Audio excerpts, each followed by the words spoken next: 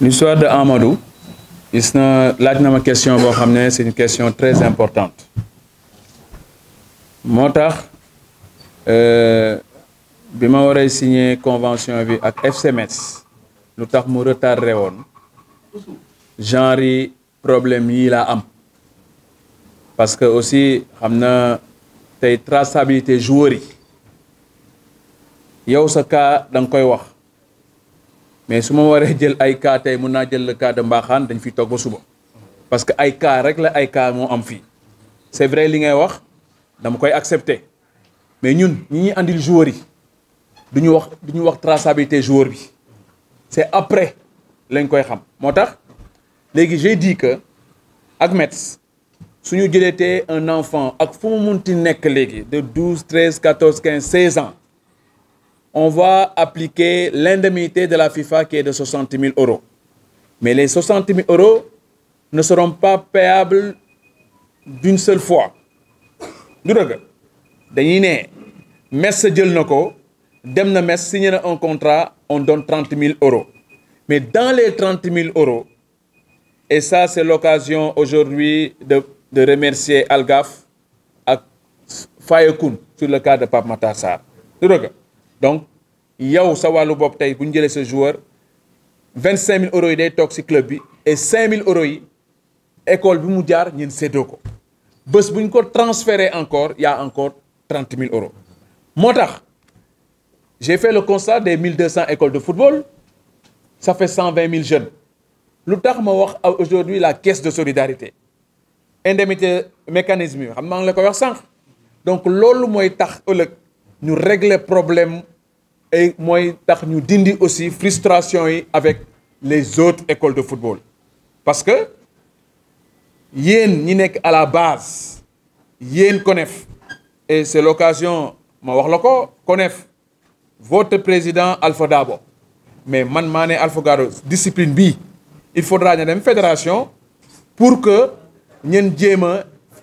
discipline bi ñu reconnaître leen. Donc, lorsque je serai élu, même boo leen joué tout le championnat, il faut ñu xool traçabilité de chaque joueur enregistré ko pour que ëllëg ku revendiquer ñu ne la ah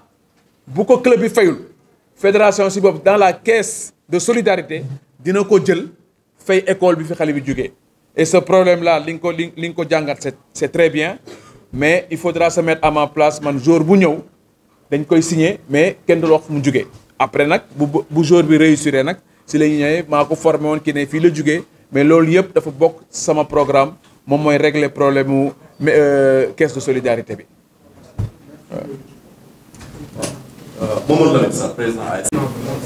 ma ne question bi comme li nga ko waxee rek bon je vais répondre parce que aussi quand ñooy wax collectivité locale mairie yi dans tous les pays du monde mairie yi ñooy construire stade du dëgg je donne un exemple le stade de Saint-Symphorien de FC Metz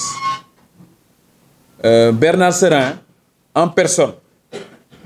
bu mu bëggee réhabiliter stade bi dafa dem signer un accord avec la mairie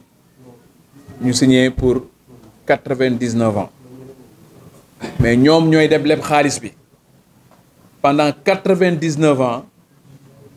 Metz moo koy utiliser maintenant il y a un loyer boo xam ne Metz comme li nga wax moo koy verser mairie bi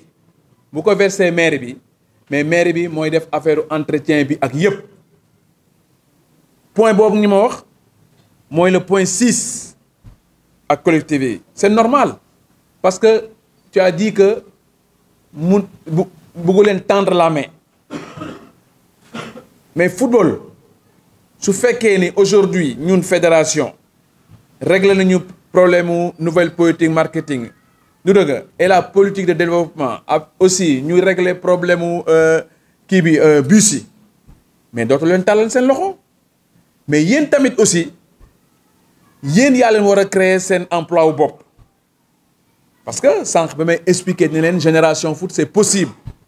xombol da ngay commencer wut sa siège bopp defar ko bu nit ñëwee comme li ngay wax ONG bu lay seet si da nga ne ah man de lii laa am même bu fekkee da nga am une table ak benn ballon parce que organisation yow yaa koy wane aussi sa localité bi nga nekk on ne peut pas aller à la mairie cette mairie ñeneen ma jox leen ma lii jox leen te wane woo dara da ngay joxe il faut avoir la volonté de faire quelque chose volonté boobu nag boo ko si defee moo tax ma ne leen man sama wàllu bopp je vais faire le tour peut-être je l'ai dit tout à l'heure les gens ont eu 12 ans moo tax ma leen boo leen ma ñamee 4 ans sur les 4 ans vous allez voir sur les 7 points ndax du mu si réaliser dara parce que dafa mën a nekk c'est pas xam na mën naa wax je ne veux pas vous vendre du vent hein, parce que li mu leen wax ni nouvelle gouvernance mais looloo am actuellement nouvelle politique marketing looloo am maintenant du dëgg jaay mayo ak qualité yi nous sommes première nation bu ñu gagné coupe d'Afrique mais après sur la table du président Macky Sall parce que li ngay wax nii tàllal mais la fédération dañ ko war a rendre autonome ñu am suñu xaalis bopp dootuñu dépendre ci fédération du dëgg ci état du moins donc loolu dafa nekk loo xam ne dama ko gëm maintenant aussi yow wax na ma volet organisation du championnat régional boo ma dégloo mais je l'ai dit nee naa la championnat régional mun nañ jouer 10 ans doo leen yéeg mais bu ñu changer formule bi yóbbu ko en national 2 ah mooy club bi jouer en national 2 il faudra ñu xool moyens ñuy am kuñ si forfait benn 1 ou 2 da ngay jóg parce que après ça va être un championnat de haut niveau dootoo jouer ay 4-8 matchs l'objectif c'est de jouer 30 matchs faire des poules de 15 je donne un exemple mais dina am sax luy tool mais on va essayer dañ koy ajuster man gëmuma le football régional xam na sànq wax naa la nekk aussi pour avoir une bonne organisation il faut que ñuy jaar ci district yi c'est l'occasion de remercier le nu mu tudd Pape Malick laaj ko lu muy daj mais on est focalisé oui les présidents de ligue oui il faut non boo demee Angleterre dans le contrôle match il est là à côté de vous laaj ko mais dans toutes les régions du monde en Europe c'est les districts ils ont un point boo xam ne ñoom ñooy organiser match yi après la ligue va superviser Pape Malick bi nekk Mbour moo mooy travail au quotidien mooy nekk ci stade bi mooy xool mais il faudra que ñu am beneen démarche du dëgg gisuguma et même pour la gérance des stades mais dañu war a un spécialiste moo war a yor stade yi moo tax moo xam ne il faut aller vers le haut niveau avec un partenariat public-privé buñ ko defulee aujourd'hui si je me permets d'être candidat je prends toujours à titre d'exemple Génération Foot mais Génération est gérée par une femme mais nous avons aujourd'hui un responsable boo xam ne mooy toppatoo pelouse bi parce que l'entraîneur quand il arrive sur le terrain il n'a pas le temps de xool ndax le terrain est tracé ou pas non tout doit être fait à l'avance c'est le haut niveau quand on dit le jour 16h pour 16h30 moo tax j'en profite pour les ko il faut pas mettre dans vos têtes nous sommes en national wala nous sommes en régional il faut avoir une feuille de route pour te dire dans ma feuille de route nii laa ko bëgg a defee pour arriver da ngay jógee point A ne man dama am point B point C point D du dëgg mais pour arriver point D dafa am fooy jógee bi nag il faut on ne sème pas tout de suite pour récolter du dëgg on ne sème pas tout de suite pour récolter il faut être patient football il faut être patient moom mais man sur ces 7 points-là j'ai l'obligation dans les 4 ans de le ramener au moins à 60%. Loolu mooy sama objectif et je sais que je vais le faire parce que gëm naa ko. Merci président. Ouais. Ku yàkkamti tu pars. du dëgg moi je viens j'ai un programme pour le renouveau du football sénégalais damaa leen amal jot. et j'ai dit tout à l'heure pour gérer la fédération il faut être à la fédération permanent. loolu laa lay wax donc il faut ngeen déglu ma wax. et c'est mieux pour tout le monde. Okay. Là je vais répondre sama tonton El Hadj Sarr man j'aime ça j'aime les critiques objectives du dëgg mais li nga ma demandé dinaa la delluwaat question bi. Question bi c'est très simple. 2013 j'étais candidat. du dëgg 2013 j'étais candidat. 2017 j'étais pas candidat. Nous sommes en 2021. La fédération mësuñu ma woo pour ma ñëw boxe mësuñu ma woo léegi ñu bàyyi ba ma tey ma nekk candidat on dit oui il faut mettre toutes les forces vives. Man aussi li ma wax je vais le répéter honnêtement. Vous avez bien remarqué que bu ñuy wax affaire consensus bi tey dama leen koy wax parce que c'est les deux candidats muy Sayer ak Mbaye Diouf Dia samay mag Thiès la ñu bokk du dëgg mais j'ai eu un accord su ma nekkee sax je vais encore parler jusqu'à demain mais man nee nañ ma awma expérience mais j'ai appelé Sayer en off pour lui dire que man je vais te proposer pourquoi léegi aujourd'hui ñu bëgg a jël d'accord non on met toutes les forces vives mais man li ma wax je le répète c'est sans Augustin parce que bu ñu bëggee évoluer aujourd'hui bu ñu bëggee évoluer après 12 ans mais il faut changer de personne c'est tout donc man tonton xoolal je ne suis pas omnibulé à un poste man je suis omnibulé à une bonne organisation même bu fekkee ni tey comme li ngay wax ñëwal fédération mais man ñëw mais man maa ngi contribuer dans la formation xoolal catégorie si équipe nationale yëpp fu nekk am na joueur génération foot dugguma mais maa ngi liggéeyal sama réew c'est ça qui est important mais bu ñu bëggee jël affaire bi gis na il faut qu'on ait le courage de dire les choses telles qu'elles sont du dëgg chose bi mooy kenn gënuma jege Augustin il a été mon avocat pendant une décennie may liggéey ak moom du dëgg sa propre doom sa propre jabar da nga koy bëgg mais vous avez pas les mêmes idées prenez à titre d'exemple Youssou Ndour et sa sœur du dëgg ku nekk mi ngi ñefeel boppam et pourtant ñoo bokk ndey ak baay maintenant ñun lan moo ñu soxal actuellement mais nous avons un gros problème dans notre football ku si poser question actuellement on parle du football régional man nekkuma dans le sentimentalisme dama leen ne si mon programme est fiable réaliste et réalisable vous votez pour Madi Touré c'est très clair maintenant ndax dañuy sànq nekkuñu fi pour xuloo mais dafa am affaire yoo xam ne ñëwuñu daal pour mooy attaquer pour loolu man dama ñëw pour wax leen ni lii la ñuy def pour ñu changer suñu football bi vous êtes d'accord on y va vous êtes pas d'accord ngeen dem xool fu leen neex et c'est ça man nekkuma fi pour ndéema nax nit ñi pour wax leen lii la ñuy def pour ëllëg ma ñëw ne lii maa ko waxoon defuma ko non je suis pas dans ça man damay wax lii am et on y va voilà. Si tu as quelque chose à dire. C'est affaire du district bi ma jox la benn exemple et puis je te rejoins s'il vous plaît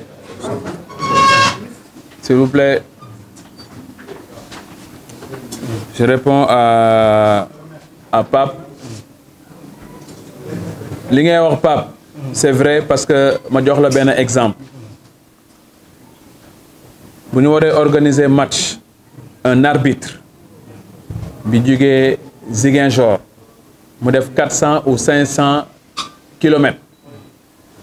il arrive à Déni ay 9h 10h 11h des fois war a arbitrer à 16h mais arbitre boobu su defee match bu baaxul ñu ne arbitre il n'est pas bon mais il n'est pas dans de meilleures conditions donc li jour bi ti am moom la arbitre bi war a am su may wax district yi parce que district yi dañu war a am benn moyen oto bi ñuy yóbbu tey mu nekk Thiès bu ñu ko yóbboo ci ligue bi muy superviser ëllëg comme li nga wax avoir un chauffeur ñu ne am na arbitre de Thiès boo xam ne dafa war a dem Saint-Louis boobaa district am moo koy jox oto ligue bi ñu yóbbu ko andiwaat ko dans de meilleures conditions c'est comme ça amul lu ñuy seet leneen man je préfère investir pour les clubs lu ñuy joxe xaalis ci suuf ñu jënd ay bus mettre les districts dans de meilleures conditions et puis nag mu am hiérarchie avec le président de ligue ku nekk nag après ñu juger la te bu boobaa bés bu ñu nee président de ligue dootul voter dinañu xool ñu bëgg football bi bu boobaa. Et puis am na je veux pas être là long ti wax yenn yi mais man j'ai constaté que y a beaucoup de présidents de ligue qui ont 3 am na ñoo xam ne 8 clubs la ñu am. fam anomalie 8 clubs. benn nit ci benn nit. moo tax ñoom ñu am poids boobu mais bés boo leen dindee problème dinañ ko régler mais li am man j'ai le fichier club fictif yi ñu defar yëpp gis naa ko parce que fii am naa ñi ngi wax 2013 mais 2013 sama grand la àndal boobu kenn xamuma le grand Lamine Diop ñoo ànd te li leen Pape Malick wax dëgg la j'ai beaucoup appris xam na expérience tu as l'expérience quand tu fais des erreurs c'est quand en faisant des erreurs que tu as l'expérience ma jàngat ko et en 2013 tey bu ñuy wax affaire dem ci club yi maa ko njëkkee fii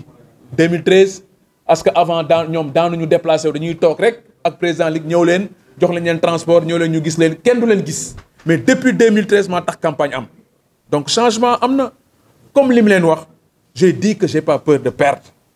du dëgg man je suis un combattant et actuellement je suis votre soldat et on va aller ensemble.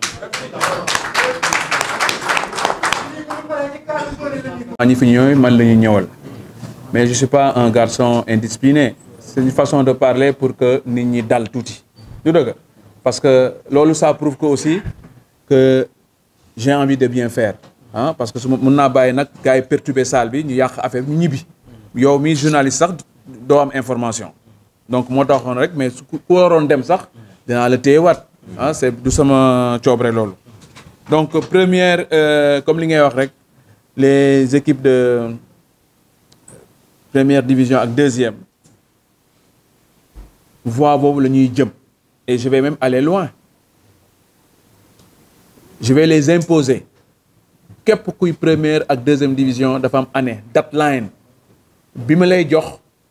pour ñu ubbi centre de formation je vais aller loin mooy que mënatuñu on ne peut plus faire du football ñuy wax donc il faut ñu am sa centre de formation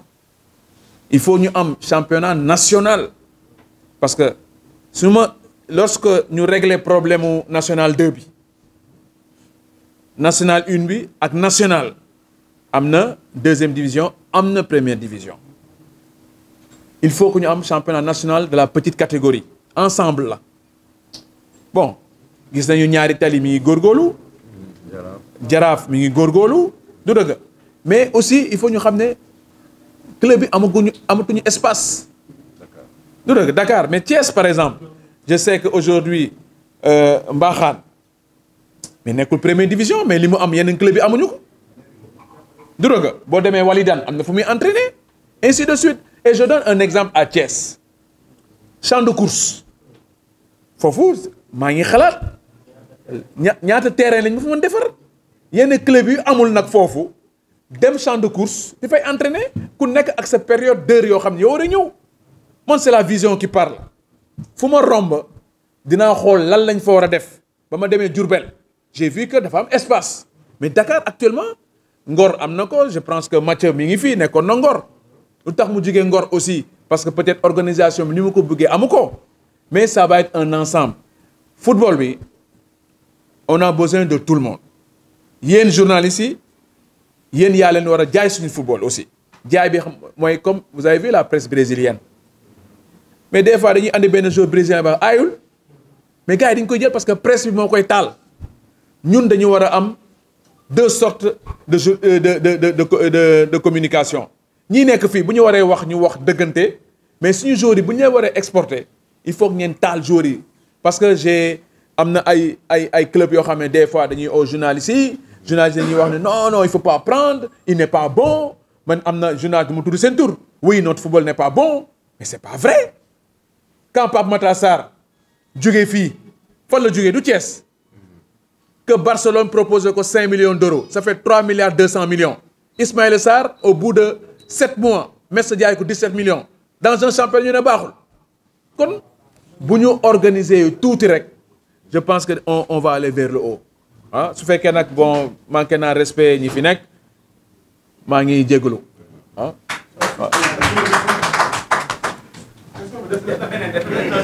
des na beneen. oui bon xam na man damay wax loo xam ne moom laay def tant que changé ñu texte yi du ma teg sama tànk fédération voilà.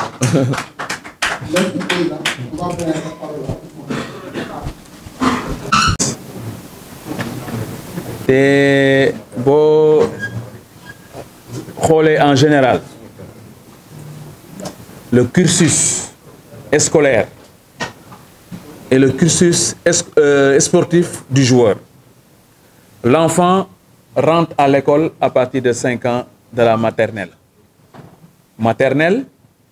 primaire, après mu dem collège et secondaire post-bac. 5 ans école de football, la préformation, la formation et professionnelle. Donc, sans ça exposé, j'ai dit un ballon et un cahier. Parce que, les parents sont en difficulté. Ko o mu ne la sama doom dafa bëgg football parce que lan la ñuy dégg Sadio Mané ñu ngi koy fay 200 000 euros par semaine ah war naa ko am même bu sa doom aayul léegi mais bu ñu buggee régler situation bi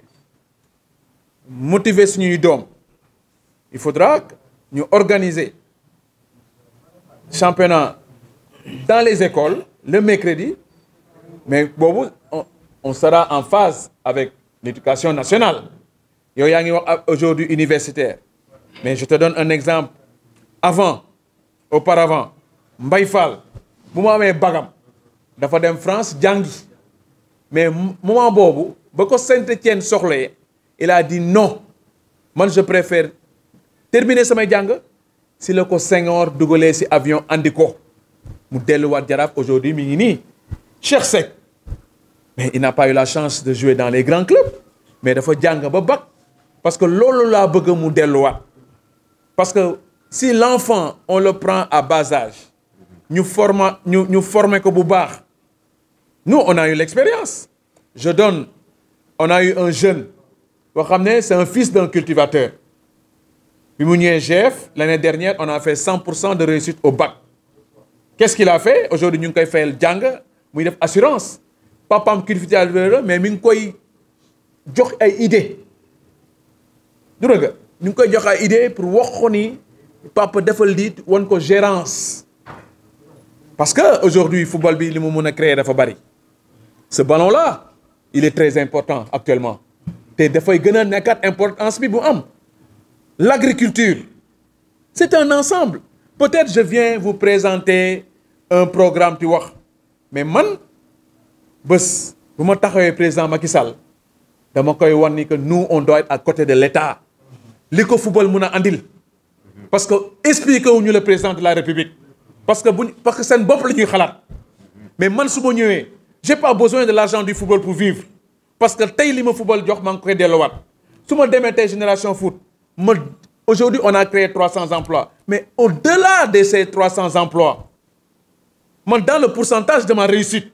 mais il y a la moitié est partie au personnel dama koy jox gars yi pourquoi man maa war a jël xaalis man kenn rek maa ko war a lekk ak sama njaboot les autres laa jël personnel bi fi nekk yëpp 55 correspondants partout dans le Sénégal dëkk région bu nekk am naa fa 4 correspondants ça me coûte à peu près 64 millions par an 65 même par an parce que gérer tuma ko loolu ñun ñëpp je l'ai dit yow mi wax on aura besoin de toi grand Lamine bi nekk fii on aura besoin de lui ensemble la Matar bi toog fii bi sonn Coupe d'Afrique ma koy gis muy jooy quand on perd les matchs mi ngi nii du ma bàyyi fenn foofu laa ko xamee si avec le ministre donc ñëpp a bëgg suñu réew mais bu ñu naxante suñu biir léegi le football UAC bi ngay wax kooku il faut ñu ramener waat ko pour que les jeunes puissent jouer et pour ñu sécuriser que j'ai dit tout à l'heure que on a 120 000 jeunes mais au-delà de ces 120 000 jeunes mais 80% de la population a moins de 25 ans lan lañ nar def ak ñoom ñëpp a bëgg a léegi koo wax dafa bëgg a football mais on va mettre li ma def génération avec la formation professionnelle su ma demee si daara yi les jeunes par exemple man dama ne déeni ñun ñoo andi ndox mënoon naa ne c'est l'État ñoo andi électricité mënoon naa ne c'est État poste de santé bi mënoon naa c'est État Sadio Mané bi ngay wax aujourd'hui luñ ko munti waxal nañ ko ñaanal parce que quand il prend son argent automatiquement il a pensé à aller à Bambali mu ne ma président loo may xalaatal ma ne ko li nga xalaat baax na mais am na leneen loo xam ne dina ko defar poste de santé ak école du dëgg maintenant club yi aussi man je pense que bu ñu ak suñu nouvelle politique marketing bu ñu ko defaree joueurs yi nañ dem ku nekk si goxam ëllëg Pape Matar Sarr bu réussir il faut que mu ñëw def benn poste de santé def benn école bu ñu ko multiplier moo tax sànq si wax bi sur les 120 000 jeunes je donne un exemple ëllëg bu ñu amee ay pôle de développement partout dans le Sénégal si pôle de développement bi dañ fay def agriculture def sa formation de métier un enfant qui sort bu fekkee ne il n'a pas réussi avec le ballon il va réussir avec les études loolu mooy doxal réew ku leen wax leneen da leen di nax maintenant au niveau de subvention dans les clubs comme ni nga koy waxee dans subvention bi ñëpp xam nañu subvention bi bariwul tey bu ñu la joxee 400 000 loo siy def du dëgg man 400 000 lan laa siy def 300 emplois loo siy fay j'ai eu la chance aussi tu koy santé yàlla et éclaircissement bi mooy entre génération ak FC Metz ba may ñëw ak Metz dañ ma ne mais yow maa di yow fooy jëlee xaalis du dëgg mooy leen vous avez l'argent et j'ai le produit échange la et je le dis bu ñu ma waxee léegi yow bu ñu la joxee football bi da nga ko jox étranger yi du dëgg ma reetaan parce que Génération Foot nous appartient à 100%. On a créé une SCI où je suis majoritaire à 60%. lu tubaab moom mais aujourd'hui Mathieu Guini c'est un Français il a laissé la France pour venir s'investir ici parce que le Sénégal daf ko bëgg mais est-ce qu'il a pris des Français il a pris que des Sénégalais donc nañu bàyyi ay affaire way des Français ay kii loolu buñ ko dugal ci affaire politique de football si politique amul nous on fait pas de la politique nous sommes là pour la politique sportive comment nous devons faire pour faire progresser nos enfants looloo ñu ñor c'est ça le programme que je vous ai présenté donc loolu moo ñor maintenant nag léegi suggestion yi ngeen may jox yow je suis preneur àddina yow da nga am xel ma am xel keneen am xel on doit prendre toutes les forces vives bu ñu jël nag ay personnes am na mais ñoom man lañu tànn mais y en a d'autres personnes j'ai parlé tout à l'heure de Algaf mais il est né dans le football il était à Metz dafa jàng mais pourquoi dafa bari Matar Diouf yi toog di xamul football pourquoi Madji Touré rek donc man j'aurais des relais grand Pape Diop ngi nii mi ngi nii toog il a l'expérience et je suis même allé loin dama ne les anciens entraîneurs damay créer un comité de sages ñoom ñoo nar a propulser les jeunes entraîneurs et dëkk bu nekk dafa am ancien entraîneur buy toog pour ñu xool on a un directeur technique mais man xam naa on n'a pas une direction technique et quand tu vois aujourd'hui Mayacine Mar il est le directeur technique aujourd'hui muy farfarlu on l'a pas nommé pour la fédération on l'a nommé directeur technique national il doit être neutre et là c'est inadmissible man su fekkoon ne man maa nekk à la place d'Augustin dama ko ne toogal quand j'ai invité Amsatou Fall daf ma ne Madi man pour l'instant man maa nekk directeur exécutif mais vraiment maa ngi xool ma ne ko grand bul ñëw parce que nekkoo fi pour Madi tu es là pour le football professionnel et tu es là pour le football national farfarlu am aussi tu dois être neutre parce que bu defee lii tey ëllëg ma jël fédération qu'est-ce qu'il va faire kon man la ñu àndal mais j'en veux pas je le dis haut et fort parce que nit da ngay am benn direction bu ngay jël boo amee compétence da ngay gëm sa bopp voilà Si vous avez d'autres questions, on y va. Théodore, boo nee ramasseur de balles automatiquement dama lay ne la mascotte du Jaraaf parce que s'il vous plaît.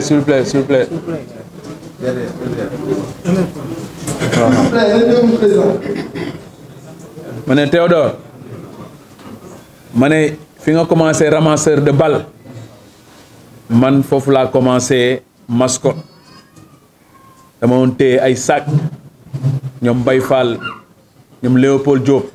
maa woon siiree seen godaas yi ñu may wax yow looy toppee joueurs yi mais man xamoon naa lu tax may topp joueurs yi j'ai compris très tôt qu'un joueur warul téye sac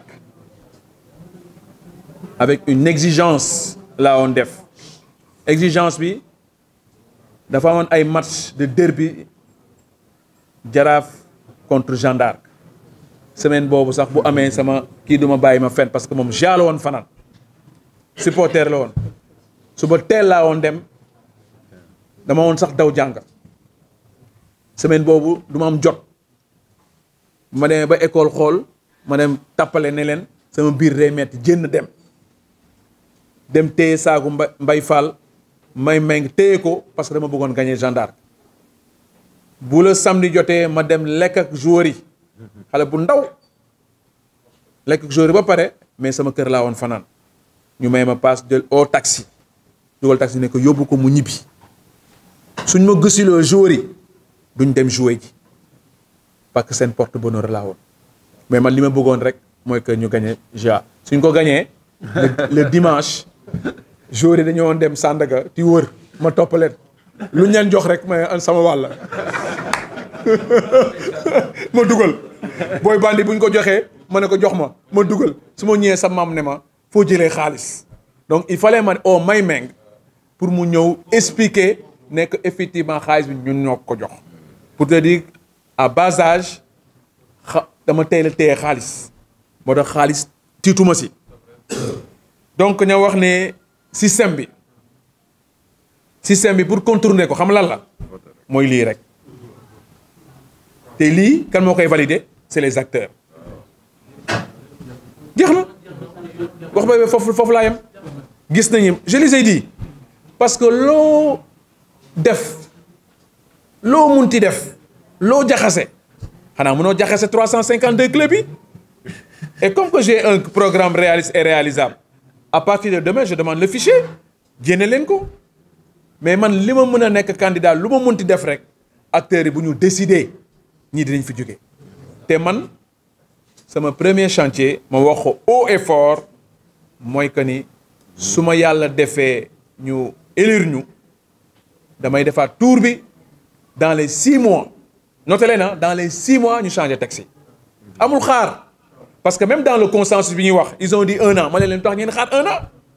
ñu ne ma non parce que si bu ñu ko bëggoon defar mais bu ñu bëggoon changer texte yi si 3 mois ñu changer ko parce que bu ñu ko joxee club bi defar ko jox ko en 1 mois ñu ne ma non club yi ils sont lents déedéet mais man je dis si 6 mois yi maximum lu dëgg ñu yónnee club yi yónnee ko léegi ak message électronique bi ça va très vite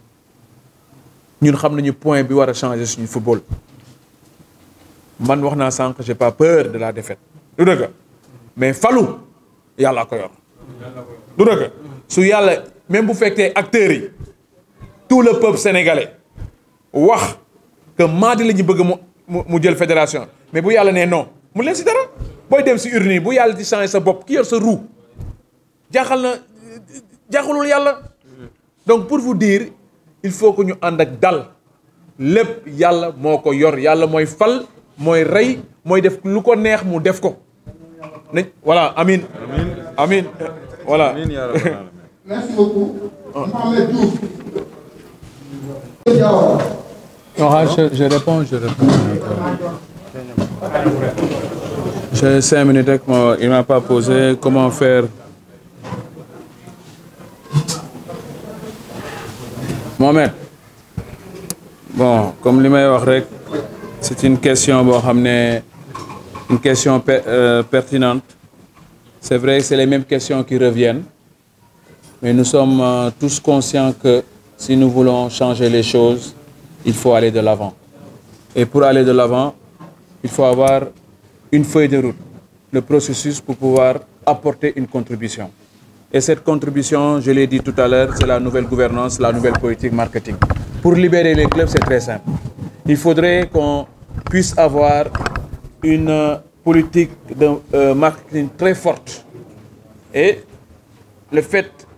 de mettre en œuvre la nouvelle politique, la nouvelle gouvernance, ça permettra à la fédération d'être autonome. L'objectif, c'est de rendre la fédération autonome.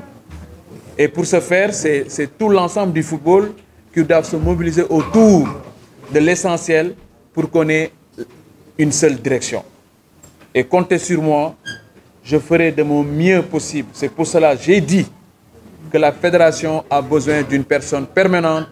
pour pouvoir régler les dossiers urgents pour qu'on puisse aller tous ensemble. Et surtout, ce qui est important pour ma part, c'est de réussir le défi. Merci beaucoup. Monsieur Diaw, s'il vous plaît, si tu l'as ma ne organisation bi ngay laaj ci championnat bi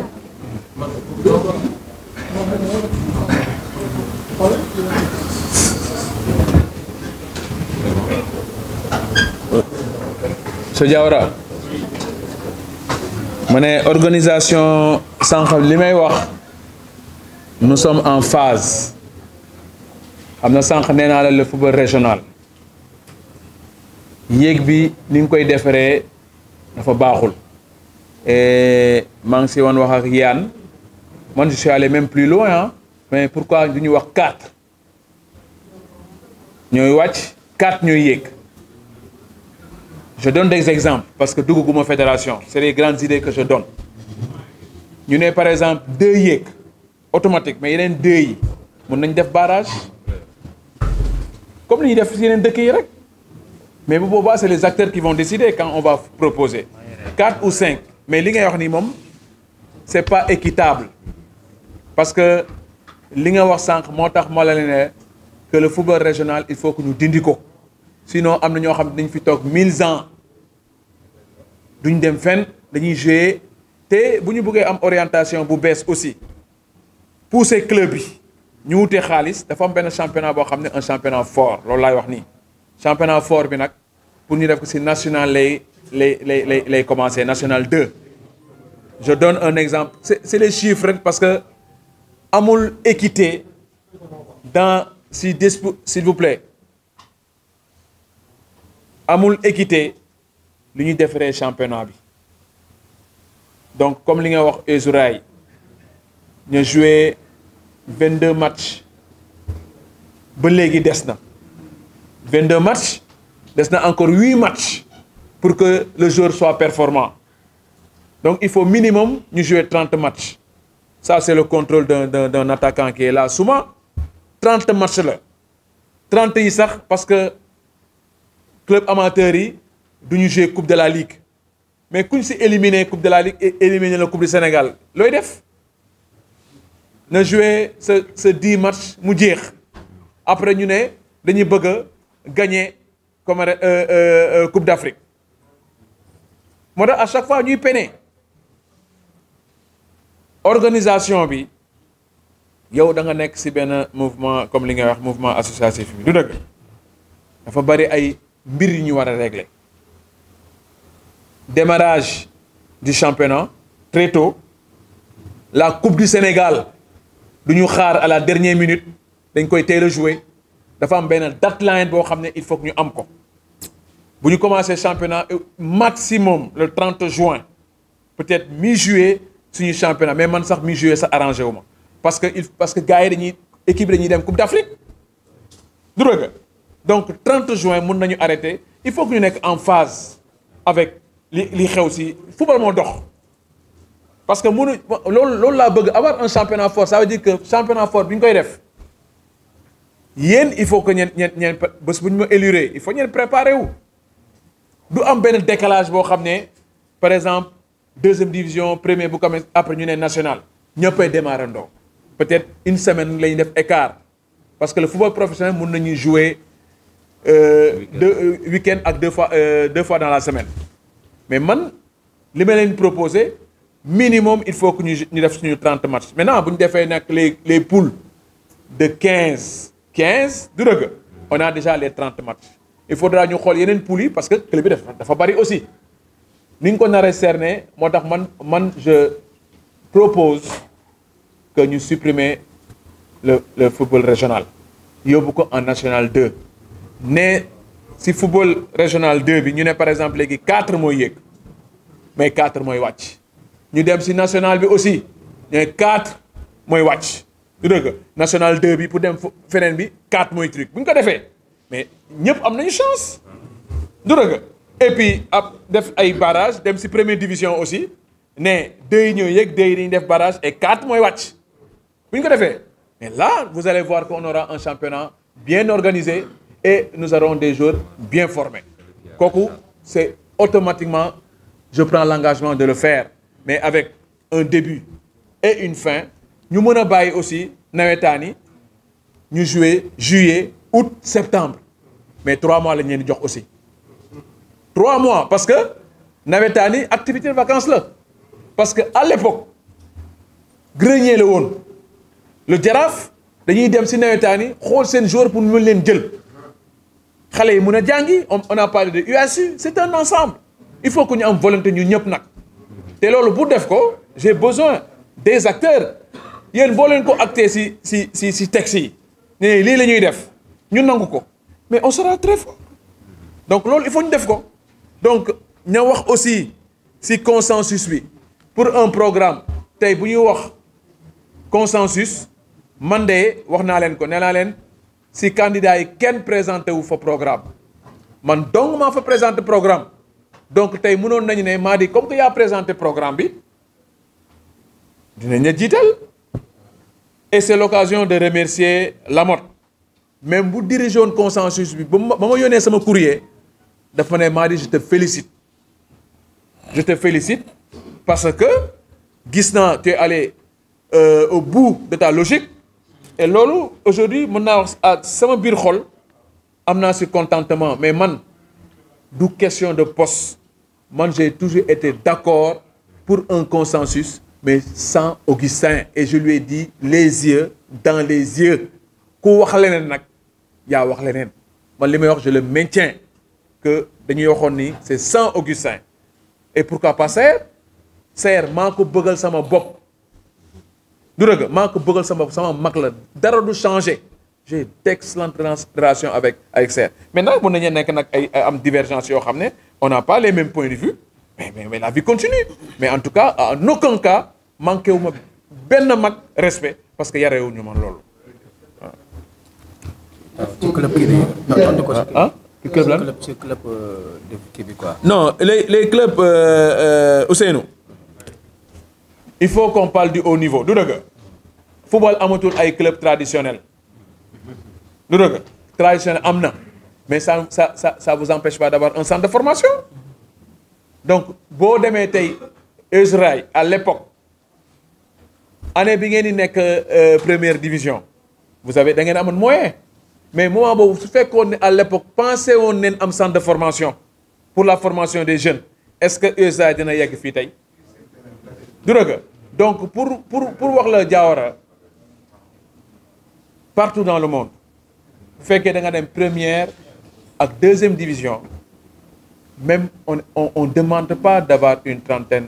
de joueurs mais yow sa wàllu bopp sax day baax parce que boo amee sa centre de formation day permettre na mën a gérer say jeunes ëllëg boo buggee ëllëg jaay joueur bi doo yegg ci 100 000 euros doo yegg ci 200 000 euros tu peux demander 1 million d'euros 2 millions d'euros donc si nous voulons avoir des clubs forts automatiquement dañu war a am ay centres de formation mais on a vu en France am na ay pôle am na ñoo xam ne nekkuñu première division mais dañuy am ay centres de formation mais ay ñoom Benjamin fan lañu jógee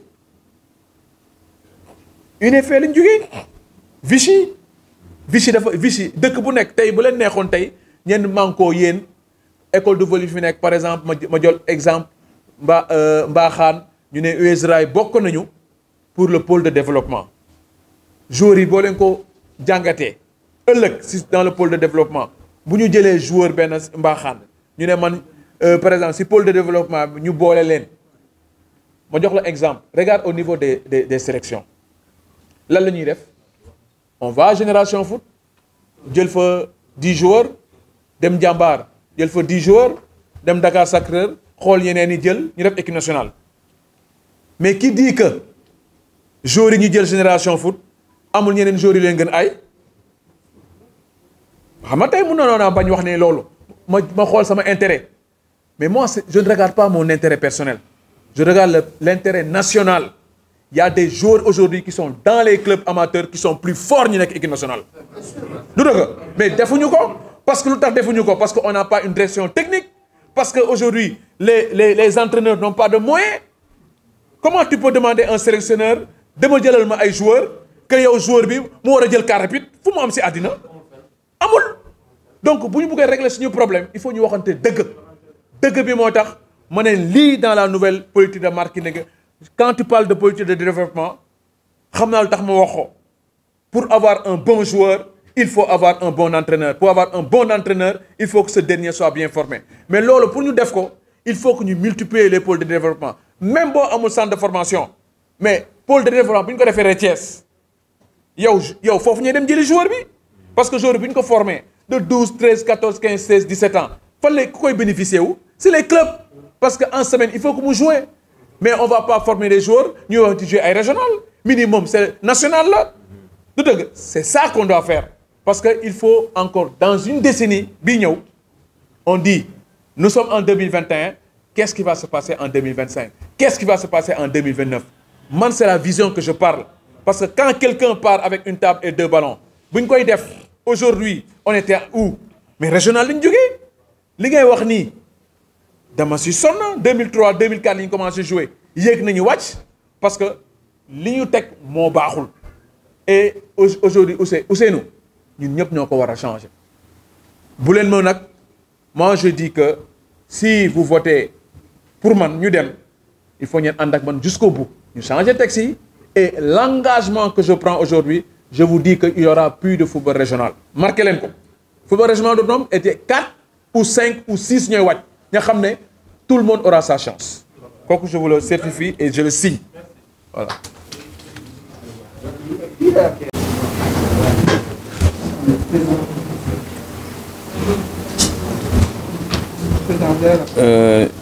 Pierre, je vais répondre concernant les binationaux. Je pense qu'aujourd'hui, j'étais le premier à le décrier.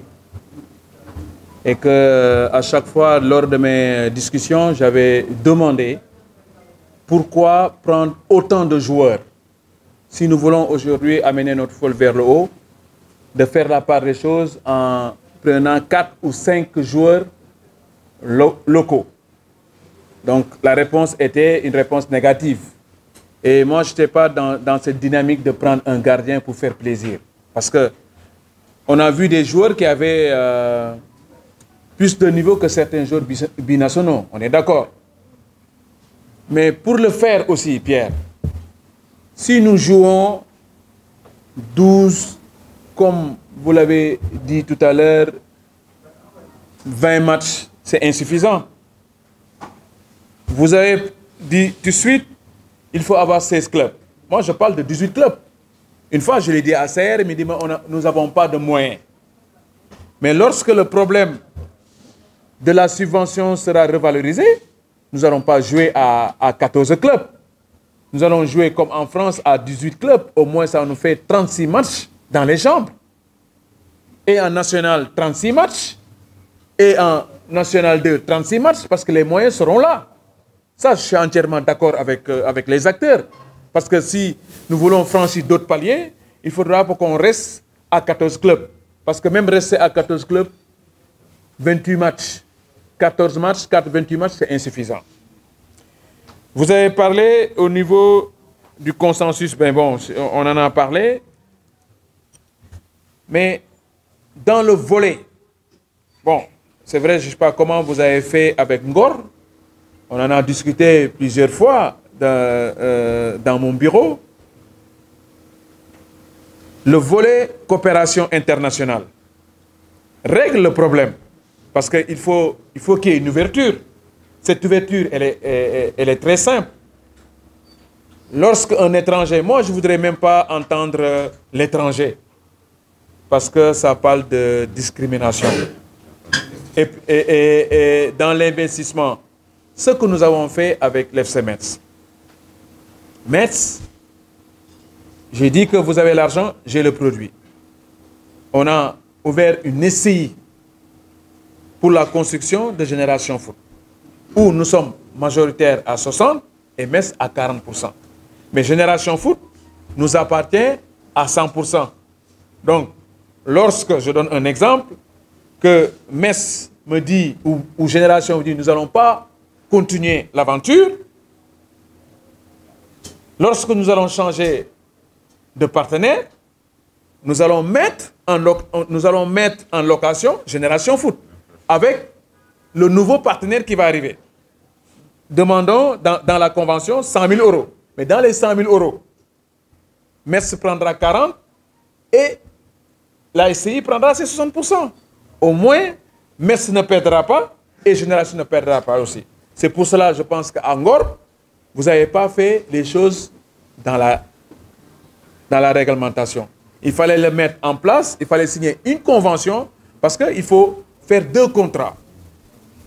Si vous, par exemple, Cailleur Foot, mais si vous tombez, comme il l'a dit Diawara, avec l'US Rail, qui n'est pas, même s'il est aujourd'hui un club professionnel, mais c'est pas, même s'il a maintenant les statuts d'un club professionnel, il est un club traditionnel, comme le Giraffe. Mais le Giraffe, le fait qu'il soit un club traditionnel, ils ont créé leur propre SA, société anonyme. Giraffe SA, ou Cheikh Seck, aujourd'hui, met ses billes, ok? En retour, quand il y a des transferts, il récupère ses billes. Donc, il fallait faire ça. Donc, hein? Je peux intervenir? Oui, vas-y. En fait, le football est structuré autour d'une société Oui. et d'une association. Oui. La société et l'association existaient à Ngor. Tout dépend de la façon comment vous avez acté les choses. C'est pour cela maintenant, si tu dois investir, il faut créer ton propre club. Même si tu es étranger, tu le prendras avec X en lui disant, mais il ne faut pas aller dans les clubs traditionnels.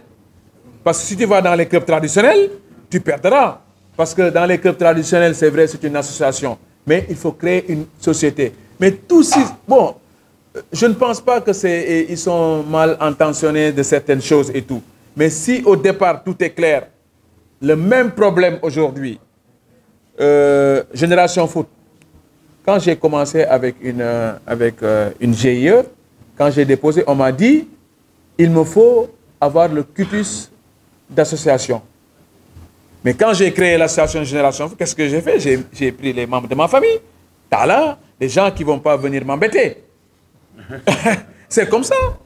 Et c'est ça que j'ai fait. Mes soeurs, mes tantes, j'ai créé l'association pour que je puisse être tranquille. Mais derrière, il y a une société et tous les membres de l'académie ont reconnu que Génération Foot appartient à Madi Touré. Pour pouvoir avoir aussi une garantie. Voilà ce que nous avons fait et vous pouvez faire la même chose. Voilà.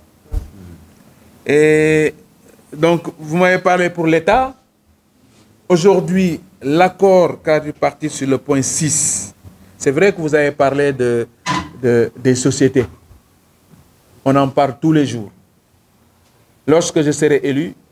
il faut proposer. Mais maintenant, vous parlez aujourd'hui comme pour les étrangers. Mais pour le faire aussi, il faut que les clubs soient transparents. Si l'État nous donne de l'argent, nous devons aussi être en phase avec les impôts. Génération Foot, tous les mois, fait sa déclaration au niveau de son personnel et au niveau de ses joueurs. Nous payons les 5%.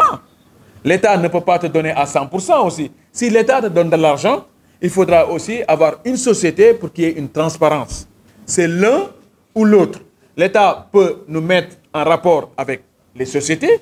pour la, comme dit tout à l'heure, la défiscalisation, l'exonération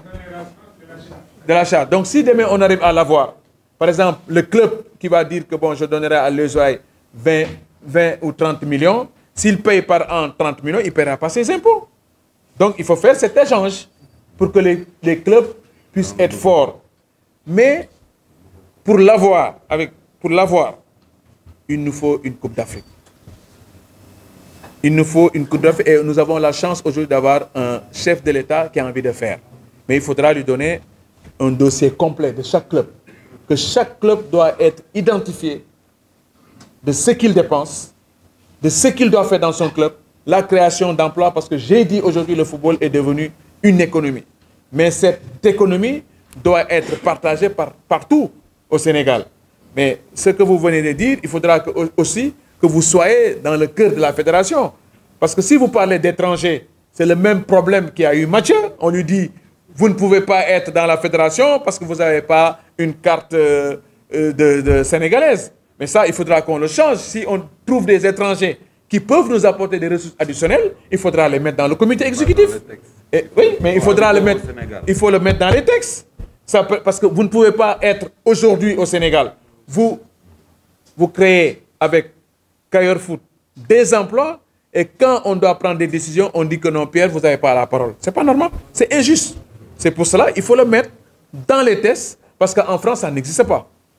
Voilà. On a vu un étranger qui est rentré dans tu en sais quelque chose, hein? Tu en sais quelque chose. OK? Une seule